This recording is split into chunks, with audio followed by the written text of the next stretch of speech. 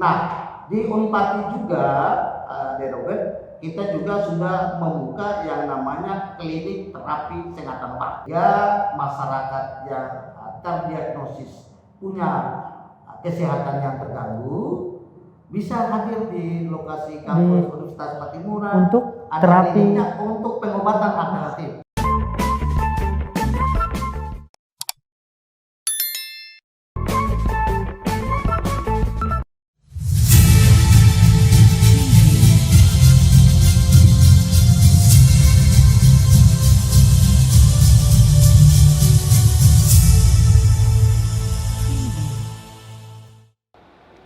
Pemirsa Patimura TV dimanapun Anda berada, saya Robert Sidabalok menyapa Anda dalam program Patimura Bicara, edisi Beternak Lebah Madu bersama pakarnya.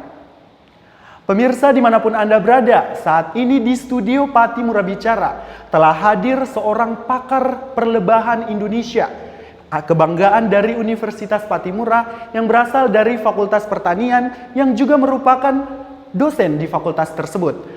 Insinyur Jakobus S.A. Lamerkabel, Magister Pertanian. Selamat datang, Pak.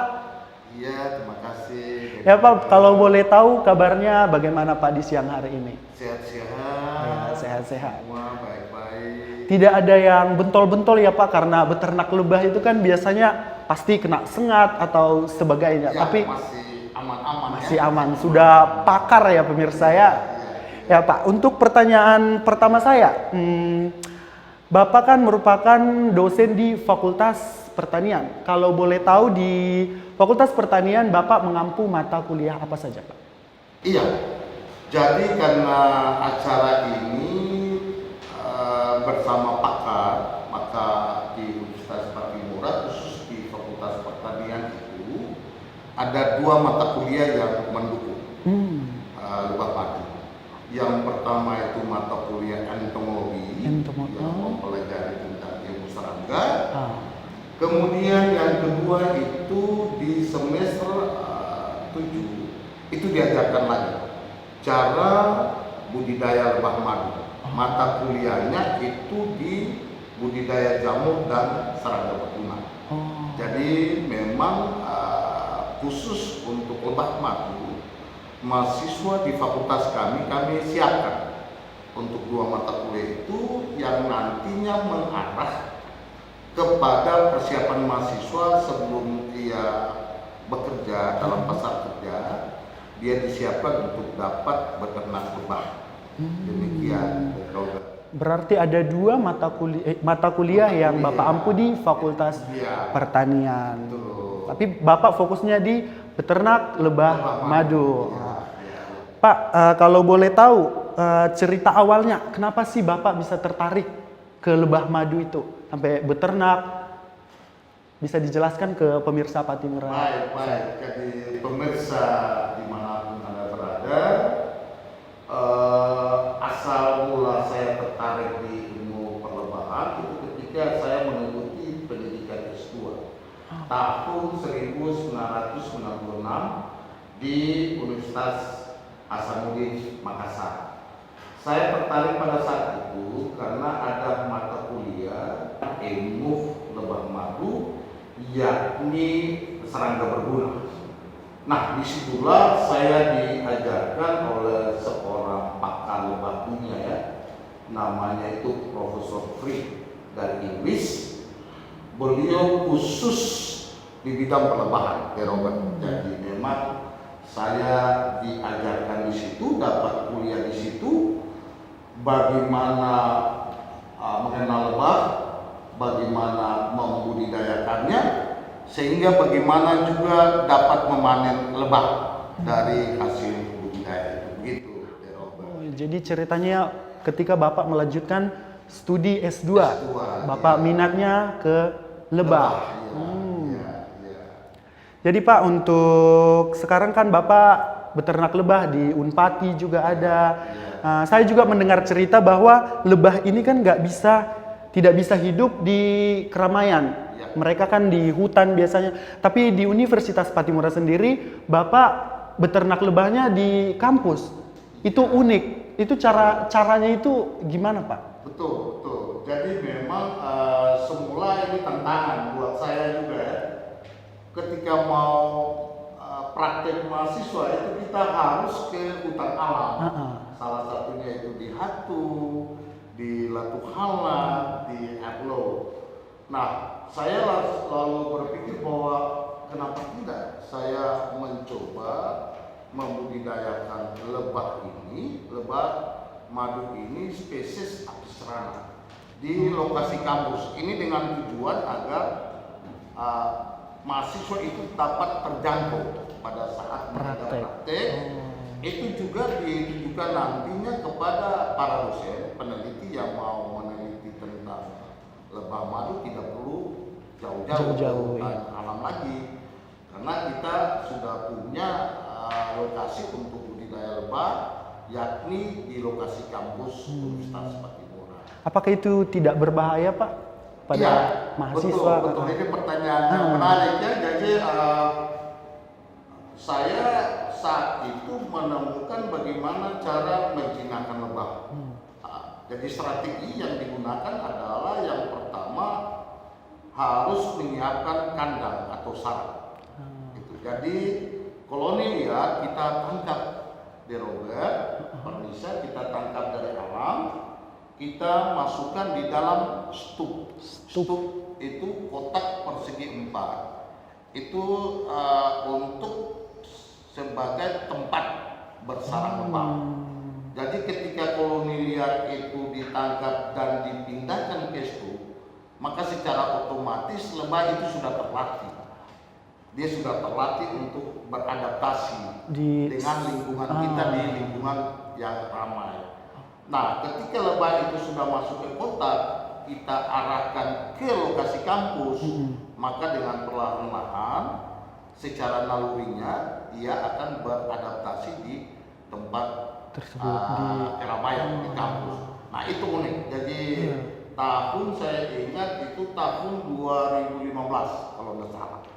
Saya menemukan 10 tahun yang lalu.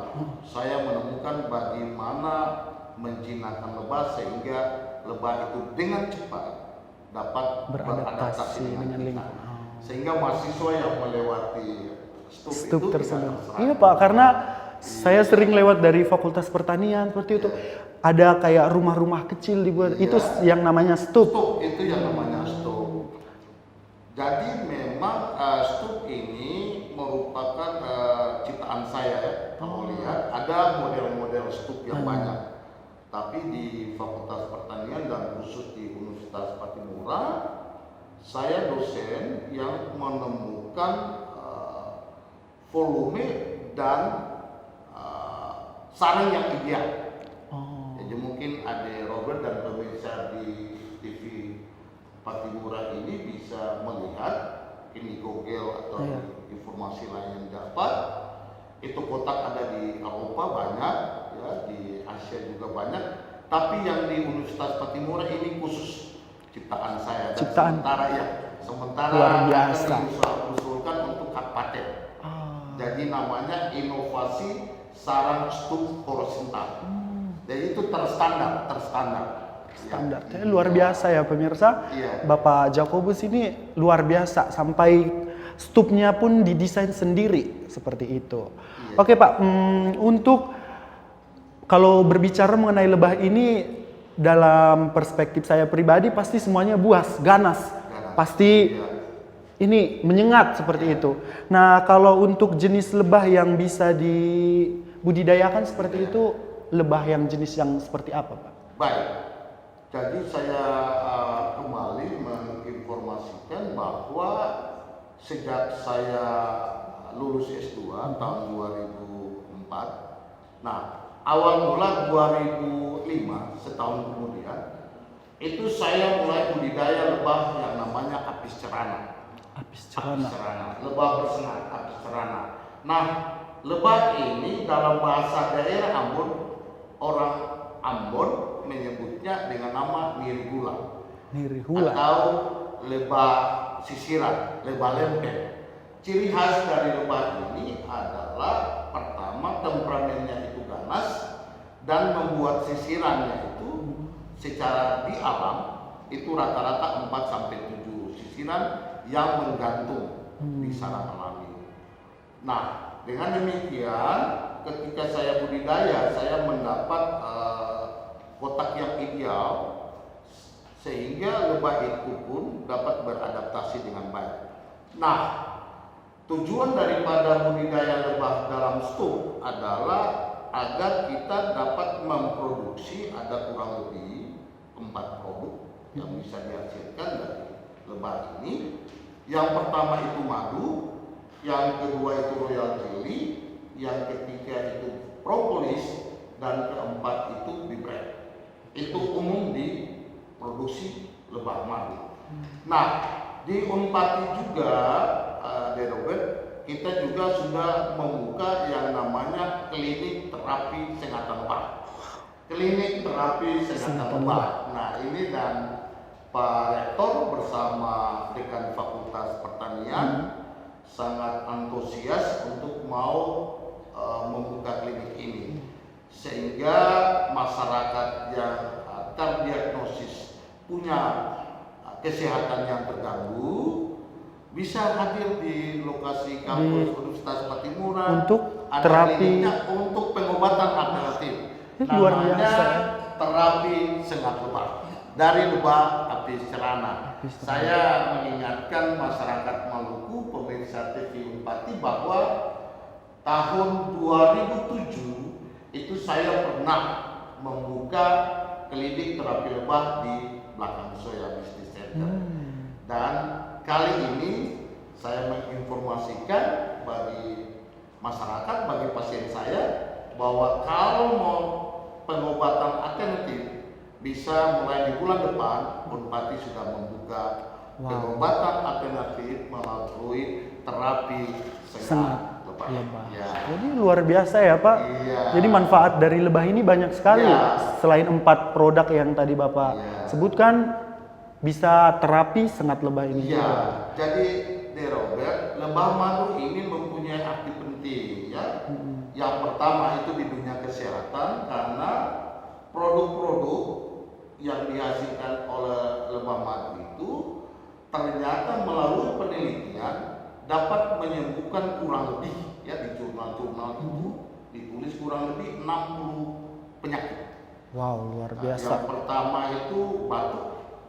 Kemudian yang kedua itu masyarakat selalu gunakan kalau luka bakar atau luka potong, mengoles madu di luka potong atau luka bakar, itu dapat sembuh dengan cepat. Jadi itu nilai untuk kesehatan. Kemudian dari sisi lingkungan, lebah madu ini fungsinya kan polinator, penyerbuh. Jadi ketika lebah itu hadir di tanaman dan dia melakukan penyerbuh, maka tanaman dapat berbuah lebat. Dalam istilah ilmiah, produktivitas tanaman itu jadi meningkat dan, betul. Dan banyak. Itu. Kemudian fungsi sosial lain, ketika saya mengajarkan masyarakat, khususnya petani lebah, ketika saya ajar, dia dapat membudidayakan lebah. Ketika hasilnya dia jual, itu dia kan dapat uang, dapat keuntungan. Nah, dari sisi ekonomi itu dapat menambah ekonomi pemasukan, income, iya. Betul. Baik. Nah, Pak, kalau berbicara mengenai ternak lebah ini, nah apakah ada perawatan khusus ketika kita beternak lebah? Betul. Memang khusus untuk di Maluku, terutama iklim ya. Kita berada di dua iklim yang sangat serius bagi peneliti dan peternak lebah, bahkan ahli lebah, dan bahkan saya pakar lebah. Saya juga menemui hambatan ya, halangan-halangan yang besar ketika iklim di Ambon dan di Maluku itu ada musim hujan yang berkepanjangan. Yang pertama. Jadi musim hujan yang berkepanjangan itu dimulai dari bulan Mei. Saat ini Mei Juni ini, makanya lihat kita sekarang puncak dari musim hujan. Iya Pak, betul. Musim hujan itu kurang lebih 4 sampai 5 bulan. Nah, ini sangat mengganggu keberadaan khususnya perkembangbiakan dari koloni lebah madu itu sendiri. Kenapa? Karena ketika musim hujan lebah kan tidak bisa terbang keluar mencari makan. Itu yang pertama, karena di anatomi tubuhnya itu ada sayap. Sayap yang digunakan untuk terbang, mengambil nektar di bunga. Ketika musim hujan, sayap tidak boleh basah. Kalau kenal percikan air hujan, lebah itu saat terbang dan ada terkena percikan air hujan, maka dia akan jatuh. Itu yang pertama. Kemudian yang kedua, di alam ketika musim hujan itu kan tidak ada tanaman yang berbunga. Kalaupun ada, bagi khusus pada tanaman-tanaman tertentu saja. Sehingga di situ lalu kita mengalami yang namanya paceklik di dalam perkembangbiakan lebah. Di dalam mau memperbanyak lebah, kemudian juga kita gagal untuk bisa memanen madu. Cara khusus, pertanyaan cara khusus bagus ya. Nah, itu ada beberapa perlakuan, yaitu kita menggabungkan beberapa koloni yang lemah. Itu kita menggabungkan 2 koloni dari stuk yang berbeda, digabungkan supaya koloni itu jadi kuat. Kemudian ada perlakuan khusus, yaitu pemberian pakan tambahan. Nah, tetapi di dalam pemberian pakan tambahan itu dianjurkan selama memberi pakan tambahan itu tidak boleh melakukan proses panen. Jadi pakan tambahan itu hanya ditujukan untuk perkembangbiakan lebah. Nah, ini yang selalu saya menyampaikan itu juga di seminar-seminar nasional maupun pertemuan-pertemuan ilmiah bagi peternak lebah di seluruh Indonesia. Dikenal bahwa ketika masa paceklik, peternak itu banyak memberi air gula, sirup. Nah, sehingga hasilnya nanti adalah dapatnya madu palsu atau madu teriuan, madu sintetik. Nah, saya seorang pakar di Indonesia saat itu, saya banyak memprotes itu. Jadi saya anjurkan pada saat itu adalah ketika memberi perlakuan makan tambahan, yaitu sirup, itu tidak boleh panen madu. Siklus itu tidak boleh panen madu, tapi lebih diarahkan kepada perkembangbiakan lebah madu. Nah, itu kami juga lakukan di Universitas Patimura. Masa paceklik 4 bulan itu, masa di mana musim hujan ya. Berarti itu sama sekali tidak ada panen. Tidak ada panen. Jadi fokus ke perkembangbiakan lebah. Jadi siklus itu sudah selesai, masuk di musim panas, tanaman berbunga, lebah secara alamiah dia mengambil bunga, menghasilkan madu, itu baru kita panen. Nah Pak, ketika kita beternak lebah ini, butuh estimasi berapa lama untuk kita panen satu stup itu Pak? Satu stup. Ya. Ini pertanyaan yang menarik ya, pertanyaan yang menarik. Pengalaman saya dalam penelitian, jadi menangkap dan memindahkan koloni liar dari sarang alami ke stup, dan berapa lama masa sampai lebah itu beradaptasi dan menghasilkan madu, itu 92 hari sampai 112 hari. Wow. Jadi 3 sampai 4 bulan. Kurang lebih. Cukup lama ya Pak? Ya, cukup lama. Karena koloni lebah itu ia membutuhkan adaptasi dengan lingkungan dulu, baru dia bisa membentuk sisiran sarang. Kan ini stup kosong yang ada frame. Pak. Nah, nanti dia terbentuk sisiran sarang dulu. Orang Ambon menyebutnya itu dengan nama lempengan ya. Lempeng dulu. Baru di saat masa pembungaan di alam itu banyak, lebah mengambil nektar, maka panen dapat berlangsung. Tapi Pak, ketika kita masih lebah tersebut beradaptasi di stup itu. Tapi ketika dia sudah beradaptasi dalam stup itu waktunya sama 33 bulan. Tidak sama, berbeda. Jadi Maluku ini kan memiliki tanaman pakan yang luar biasa ya. Kita lihat, saya juga punya kalender pembungaan terhadap beberapa jenis tanaman. Jadi ini tergantung dari masa pembungaan setiap tanaman. Contohnya, kalau kelapa itu masa bunganya panjang, Iya. bisa 10 sampai 11 bulan.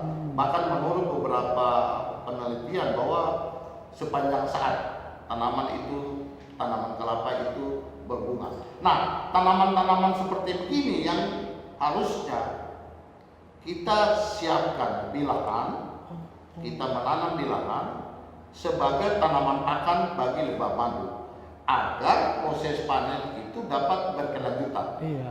Ya, Betul. jadi di kelapa itu kan menghasilkan dua makanan lebah, yaitu yang pertama nektar, yang kedua polen. Jadi bagi seorang masyarakat yang mau beternak lebah, dia harus tahu tanaman yang menghasilkan nektar dan polen sebagai makanan lebah, tanaman apa saja, kemudian masa bunganya itu berapa lama, Iya. kemudian jumlahnya bagaimana. Jadi misalnya masyarakat bilang, Pak, Bu, ada duren, ada rambutan. Ya. Oke, duren dengan rambutan bagus, tanaman besar ya, Ya. pohonnya besar, menyediakan bunga juga banyak. Tetapi tanaman-tanaman tersebut, rambutan, durian, ya, mangga, itu berbunganya 1 tahun 1 kali. Iya. Padahal di dalam proses budidaya lebah itu harus kita menanam tanaman di area ternak lebah itu adalah tanaman yang harus berbunga itu sepanjang tahun secara kontinu, Berkelanjutan. sehingga lebah saat keluar dari sarang dia akan menemukan makanannya itu yang sudah tersedia di alam itu. Berarti proses panen itu juga tergantung lingkungannya. Kalau lingkungannya tidak menyediakan apa yang Bapak bilang tadi, nektar, Ya, apalagi yang satu polen, itu berarti bisa jadi nanti panen madunya agak lama. Agak lama, bahkan bisa gagal. Bisa gagal. Panen yang tadinya kita target bisa 2 bulan atau 3 bulan panen itu bisa gagal. Jadi seorang yang dianggap baik dalam beternak adalah masyarakat yang mampu mengetahui jenis-jenis tanaman apa saja yang digunakan sebagai pakan lebah, sehingga proses beternak lebah itu dapat terjadi secara baik. Itu dari tanaman. Nah, kemudian tadi saya sudah bilang juga di awal tadi, tempat bersarang itu juga sangat menentukan. Stupnya itu, kemudian perlakuan-perlakuan lain yaitu bagaimana mengelola. Jadi seorang peternak lebah dia harus juga selalu rajin. Dia selalu harus ke stup itu untuk melihat jangan sampai ada musuh alami ya, predator seperti cicak, ya, atau kecoa dan serangga-serangga pengganggu lainnya yang selalu hadir di sarang lebah yang dapat mengusik lebah, artinya mengganggu perkembangbiakan. Jadi itu cara pengelolaannya. Baik pemirsa Patimura TV, mungkin di luar sana banyak yang ingin beternak lebah, Pak. Nah, kalau dari Bapak sendiri, ketika kita ingin memulai beternak lebah, hal apa saja sih yang perlu diperhatikan atau perlu ikut pelatihan terlebih dahulu? Iya, baik. Lewat kesempatan ini saya menginformasikan bahwa di Fakultas Pertanian dan lebih khusus lagi di Universitas Patimura, kami sudah memiliki yang namanya Pusat Kajian Pendidikan dan Pelatihan Budidaya Lebah Madu. Mari masyarakat boleh datang, daftar, dan kita akan melatih. Bapak Ibu yang berminat mau budidaya lebah, kita akan melatih mulai dari proses pembuatan stup, menangkap lebah liar dari alam, mengisi ke kotak budidaya, sampai proses panen madu nanti. Baik, itu akan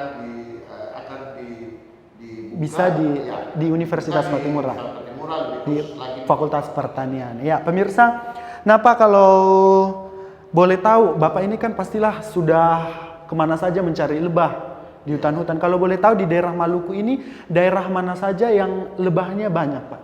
Iya, memang kita penyebaran lebah biodiversity, lebah madu di Maluku ini unik ya. Penyebarannya pun unik. Yang pertama itu khusus untuk lebah hutan api dorsata. Nah, penyebarannya itu dominan di Kabupaten Maluku Barat Daya. Jadi Bapak Ibu pemirsa yang dari Kabupaten Maluku Barat Daya, kalian memiliki lebah yang namanya lebah hutan apis dorsata. Nah, penyebaran ini di pulau-pulau lain unik lagi. Di pulau lain di Saparua, Habuku, Nusa Laut, itu saya temukan di sana yang namanya lebah stingless, lebah tak bersengat. Orang Ambon menyebutnya dengan nama Mametoke. Nah, ini lebah ini sangat unik. Kemarin dalam uji kompetensi kami menampilkan lebah ini. Nah, ini unik. Kenapa? Ternyata setelah diteliti lebah ini menghasilkan 3 produk, yaitu produk yang dominan dari lebah tak bersengat adalah propolis, kemudian madu dan bibret. Ya. Kemudian di Pulau Ambon sendiri yang tadi memiliki penyebaran yang luas itu api cerana. Orang Ambon menyebutnya dengan nama nerigula. Nah, penyebaran yang terbanyak adalah didominasi oleh lebah stingless, lebah tak bersengat. Kemudian urutan kedua itu lebah api cerana dan urutan ketiga adalah lebah apis dorsata. Jadi saat ini sementara saya meneliti dan sudah beberapa publikasi baik di jurnal internasional Scopus I2 dan I3, saya sudah publikasi lebah di Maluku, yaitu ada 3 jenis itu dari lebah bersengat, yaitu apis dorsata, apis mellifera dan apis cerana.